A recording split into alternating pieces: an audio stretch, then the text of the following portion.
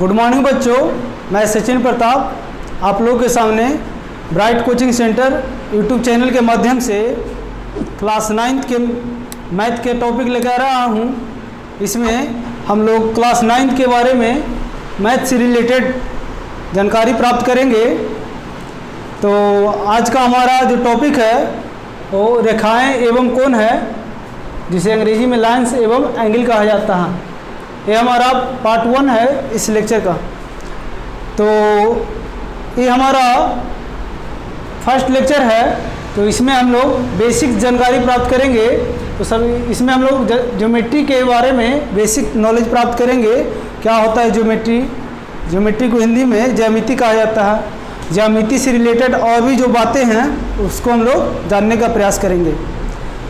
और एक चीज़ आप लोग याद रखिएगा, किसी भी टॉपिक का फर्स्ट क्लास जो होता है वो बहुत इम्पोर्टेंट होता है। तो फर्स्ट क्लास जो है उसको ध्यान से पढ़ते रहिए और इसमें जो भी आप लोग को बताया जाएगा उस पर आप लोग ध्यान दीजिएगा। तो आइए हम लोग आज का क्लास स्टार्ट करते हैं। तो सबसे पहले हम लोग ज्यामिति के बारे में जानेंगे। ज्यामिति क्या होता है? ज्यामिति को हम लोग अंग्रेजी में ज्योमेट्री बोलते हैं। इसे हम लोग इस प्रकार से डिफाइन करते हैं, गणित की जिस शाखा के अंतर्गत हम बिंदु, रेखा, रेखाखंड, किरण एवं रेखाखंडों से बनी आकृतियों का अध्ययन करते हैं, ज्यामिति कहलाता है। तो ये ज्यामिति जो है इसमें बहुत सारे आकृति पढ़ेंगे हम लोग आने वाले चैप्टर में, जैसे त्रिभुज हो गया, चतुर्भुज हो गया, पंचभुज हो गया। त्रिभुज भी बहुत प्रकार का होता है, चतुर्भुज भी बहुत प्रकार का होता है, वृत्त हो गया। ये सब हम लोग इस चैप्टर में पढ़ेंगे। तो ज्यामिति के बाद हम लोग बिंदु पढ़ेंगे। ज्यामिति में कुछ शब्द आया है जिसमें बिंदु है, रेखा है, रेखाखंड है, किरण है एवं रेखाखंडों से बनी आकृति। तो ये सब के बारे में सबसे पहले जानकारी प्राप्त करते हैं। तो आइए अब हम लोग बिंदु स्टार्ट करते हैं। बिंदु को अंग्रेजी में पॉइंट बोलते हैं। तो बिंदु जो होता है एक ज्यामितीय आकृति होता है जिसमें न तो लंबाई होती है, न चौड़ाई होती है और न ही मोटाई होती है। सिर्फ पेंसिल की नोक से बना एक निशान होता है, बिंदु कहलाता है। जैसे में आप लोग देख रहे हैं यहाँ पर सिर्फ एक पॉइंट बना हुआ है जो पेंसिल की नोक से बना एक निशान होता है। अब इसके बाद हम लोग रेखा के बारे में पढ़ेंगे। रेखा क्या होता है, जिसे अंग्रेजी में लाइन बोलते हैं। तो रेखा जो होता है वैसी ज्यामितीय आकृति जिसका कोई भी अंत बिंदु ना हो, अर्थात जिसे दोनों ओर अनंत लंबाई तक बढ़ाया जा सके, रेखा कहलाता है। जैसे में आप लोग देख रहे हैं एक लाइन बना हुआ है और दोनों तरफ एरो बना हुआ है। इस एरो का मतलब है इसी सीध में पीछे की ओर भी बढ़ाया जा सकता है और इसी सीध में आगे की ओर भी बढ़ाया जा सकता है। मतलब इसका अगर कोई लंबाई पूछे रेखा का लंबाई कितना होता है तो हम लोग अनंत बताएंगे, असीमित होता है इसका लंबाई। रेखा को हम लोग दूसरे रूप में भी परिभाषित कर सकते हैं इस प्रकार से। रेखा जो होता है बिंदुओं का संग्रह होता है। संग्रह को हम लोग समुच्चय के नाम से भी जान सकते हैं। तो बिंदुओं के संग्रह या समुच्चय को रेखा कहा जाता है। यहाँ पर जो रेखा देख रहे हैं इस पर बहुत छोटे छोटे बिंदु हैं, बिंदुओं से मिलकर बना हुआ है। इस प्रकार से हम लोग कह सकते हैं यहाँ पर रेखा को इन सारे बिंदुओं जो है, इन सारे बिंदुओं का कलेक्शन है, संग्रह है। इन सारे बिंदुओं से मिलकर ये रेखा बना होता है। तो अगर आपसे पूछा जाए एक रेखा पर कितने बिंदुएं होती है तो हम लोग अनंत बताएंगे, क्योंकि रेखा की लंबाई जो होती है वो अनंत लंबाई होती है, इसलिए इस पर बिंदु जो उपस्थित होंगे वो भी अनंत होंगे। तो आइए इसके हम लोग रेखा के प्रकार के बारे में अध्ययन करते हैं। तो रेखा का 2 प्रकार होता है। पहला प्रकार होता है सरल रेखा, जिसे अंग्रेजी में स्ट्रेट लाइन बोलते हैं, और दूसरा प्रकार होता है वक्र रेखा, जिसे अंग्रेजी में कर्व लाइन बोलते हैं। तो आइए अब हम दोनों के बारे में डिटेल अध्ययन करते हैं। पहला है सरल रेखा, स्ट्रेट लाइन। वैसी रेखा जो एक बिंदु से दूसरे बिंदु तक बिना दिशा बदलते ही गमन करती है, सरल रेखा कहलाती है। जैसे में आप लोग देख रहे हैं यहाँ पर एक लाइन बनाया गया है और यहाँ पर दोनों तरफ एरो चिन्ह बनाया गया है। इस एरो चिन्ह का मतलब है इन्फिनाइट तक इसको आगे की ओर बढ़ाया जा सकता है, पीछे की ओर भी इन्फिनाइट लेंथ तक पीछे की ओर बढ़ाया जा सकता है। मतलब इसका लंबाई जो होगा वो अनिश्चित होगा। तो रेखा पूछे या सरल रेखा पूछे या वक्र रेखा पूछे, किसी भी प्रकार की रेखा के बारे में बात किया जाएगा तो उसका जो लंबाई होती है वो असीमित होती है, इन्फिनाइट होती है। अब हम लोग दूसरा प्रकार के बारे में अध्ययन करेंगे, वक्र रेखा। वैसी रेखा जो एक बिंदु से दूसरे बिंदु तक दिशा बदलते हुए गमन करती है, वक्र रेखा कहलाती है। तो वक्र रेखा जो होती है वो सीधी रेखा में न गमन करके तिरछी रेखा टेढ़ा मेढ़ा लाइन में गमन करती हैं। जैसे आप लोग देखे होंगे सांप जब चलता है तो उसका जो पैटर्न होता है वो सीधा न होकर टेढ़ा मेढ़ा होता है। तो यहाँ पर जो देख रहे हैं वो टेढ़ा मेढ़ा पैटर्न होता है, इसे हम लोग वक्र रेखा के नाम से जानते हैं। क्योंकि ये एक प्रकार का रेखा है इसलिए इसमें भी दोनों तरफ एरो बना हुआ रहेगा। ये एरो रिप्रेजेंट करता है कि इसे भी अनिश्चित लंबाई तक पीछे की ओर और आगे की ओर बढ़ाया जा सकता है, इसलिए वक्र रेखा का भी लंबाई अनिश्चित होगा।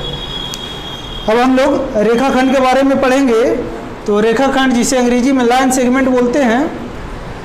तो देखिए वैसी ज्यामितीय आकृति जिसके दो अंत बिंदु होता है। कितना अंत बिंदु होता है? दो अंत बिंदु होता है, रेखाखंड कहलाता है। जैसे में देखिए यहाँ पर एक लाइन बनाया गया है और इन दोनों तरफ अंत बिंदु मतलब एंड पॉइंट जो है एक बिंदु को रिप्रेजेंट कर रहा, मतलब इसे आगे की ओर नहीं बढ़ाया जा सकता है।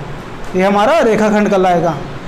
रेखाखंड का लंबाई अगर पूछता है तो इसकी लंबाई निश्चित होगी, क्योंकि इसमें न तो आगे की ओर ना ही पीछे की ओर अनिश्चित लंबाई तक बढ़ाया जा सकता है, अर्थात इसकी लंबाई निश्चित होगी। तो रेखाखंड की लंबाई निश्चित होगी जबकि रेखा की लंबाई अनिश्चित होगी। इसका दूसरा डेफिनेशन देख लेते हैं रेखाखंड का।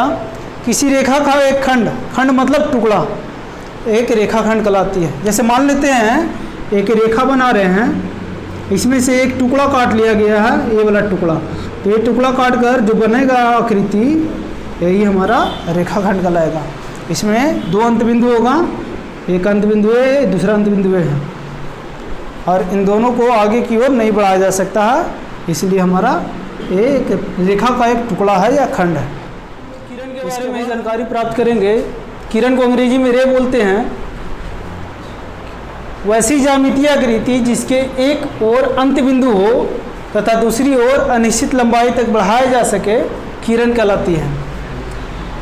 एग्जाम्पल में देखिए किरण का एग्जाम्पल बनाया गया है। इसमें एक और अंत बिंदु है और दूसरी ओर अनंत लंबाई तक बढ़ाया गया है। एरो का मतलब इसे अनंत लंबाई तक बढ़ाया जा सके। तो इस प्रकार से हम लोग कह सकते हैं कि किरण का जो लंबाई होता है वो अनिश्चित होता है, क्योंकि इसके एक और अनिश्चित लंबाई तक आगे बढ़ा सकते हैं। तो किरण और रेखा का लंबाई अनिश्चित होता है जबकि रेखाखंड का लंबाई निश्चित होता है। इसके बाद हम लोग कोण के बारे में पढ़ेंगे। कोण को अंग्रेजी में एंगल बोलते हैं। इसका डेफिनेशन है जब दो किरणें का किसी निश्चित बिंदु पर मिलने से जो झुकाव उत्पन्न करती है, इस प्रकार बनी ज्यामितीय आकृति कोण कहलाती है। जैसे देखिए यहाँ पर दो किरण बनाया गया है, ओ ए और ओ बी दो किरण है। ये दोनों किरण जो है एक निश्चित बिंदु ओ पर मिलने से कुछ झुकाव उत्पन्न कर रहा है, यही झुकाव जो है ये कोण कहलाएगा। कोण को हम लोग कई प्रकार के सिंबल से डिनोट करते हैं, जैसे थीटा, अल्फा हो गया, बीटा हो गया, गामा हो गया। इसी प्रकार से इसके अलावे अल्फ़ाबेट के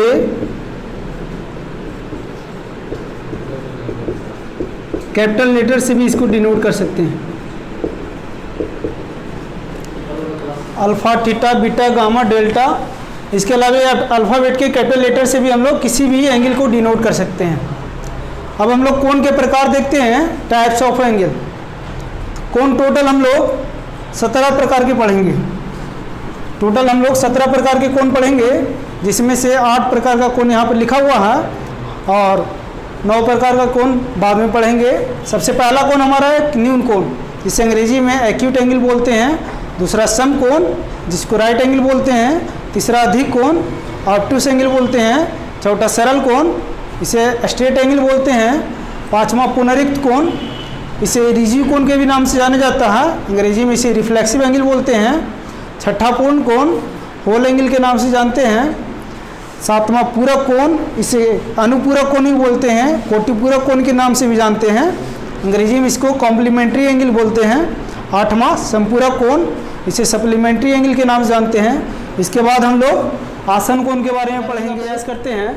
8 कोण के बारे में पहले पढ़ चुके थे। 9वां कोण हमारा आसन कोण है, जिसे अंग्रेजी में एडजेसेंट एंगल के नाम से जानते हैं। 10वां कोण हमारा सम्मुख कोण है, इसे अंग्रेजी में अपोजिट एंगल बोलते हैं। 11वां कोण हमारा शीर्षाभिमुख कोण है, जिसे वर्टिकल अपोजिट एंगल के नाम से जानते हैं।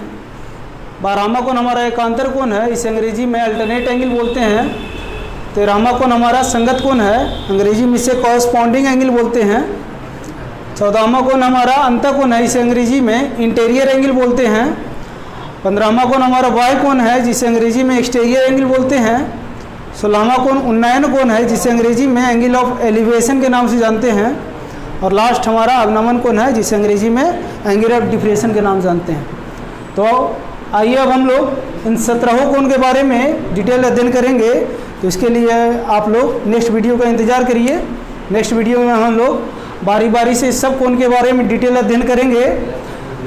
अब अगर आपको हमारा चैनल पसंद है तो इसे लाइक करें, सब्सक्राइब करें और शेयर करें। और इसमें अगर आपको किसी भी टॉपिक में दिक्कत होता है तो कमेंट करके बताने का प्रयास करें, ताकि उस दिक्कत को दूर करने का काम किया जाए। तब तक के लिए धन्यवाद।